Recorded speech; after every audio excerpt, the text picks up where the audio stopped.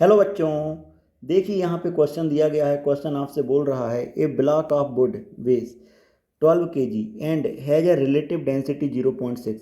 It is to be in water with 0.9. If its volume emerge, what weight of the metal is needed if the metal is on the top of the wood, if the metal is attached below the top? Clear है, ये आपके पास दिया गया है। तो सबसे पहले देखिए, इस क्वेश्चन को करने के लिए आपके पास क्या दिया गया है, ए ब्लॉक ऑफ वुड, मतलब एक लकड़ी का ब्लॉक है, ठीक है, इस तरीके का। अब इस ब्लॉक का आपके पास वेट दिया गया है, डब्ल्यू इक्वल टू कितना, 12 kg। इसका आपको रिलेटिव डेंसिटी दिया गया है, रिलेटिव डेंसिटी कितना दिया गया है, 0.6। क्लियर है। अब क्या बोला गया है कि इसका it is to be in water with 0.9 of its volume immerse, मतलब जैसे मैंने इसको पानी के अंदर डाला इस तरीके से, तो इसका जो टोटल वॉल्यूम है उस वॉल्यूम का 0.9 पार्ट किसके अंदर है, वाटर के अंदर है। Clear. What weight of the metal is needed, आपको बताना है इसके लिए कितने वेट की ज़रूरत पड़ेगी। If the metal is on the top of the wood, ठीक है, मतलब यहाँ कहीं मेरे पास क्या रखा है, कोई मेटल रखा हुआ है, ठीक है, वुड के ऊपर।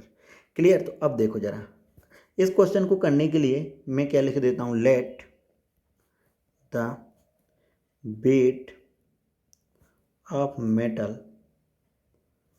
Needed be small M. अब देखो वेट मैंने कितना मान लिया, स्मॉल एम, तो अपन क्या लिख सकते हैं, वॉल्यूम लिख सकते हैं, volume equal to m/14।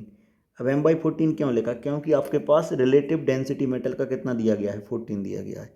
Clear है। अब मेरे पास क्वेश्चन में दिया गया है वेट ऑफ वुड, वुड का जो वेट है वो मेरे पास कितना है, 12 kg दिया गया है।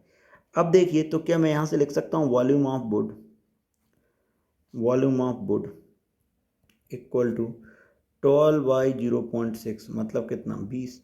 तो क्या लिख सकते हैं, total volume, total volume equal to 20 + m/14। Now ये जो वेट है, ये वेट किसको बैलेंस करेगा, ये बाउंड फोर्स को बैलेंस करेगा। क्लियर है।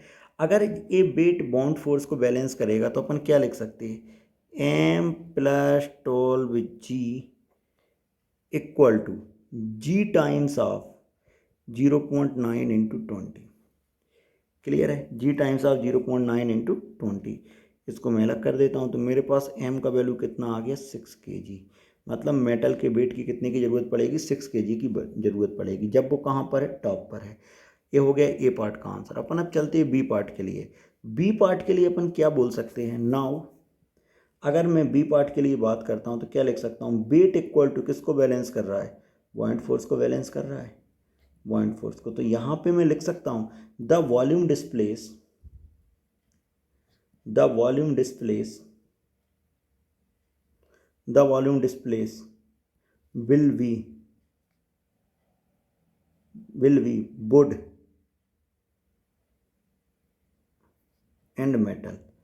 ठीक है, तो अपन क्या करेंगे, m+12 इंटू जी किसके बराबर आ गया, 0.920 प्लस m/14 इंटू जी।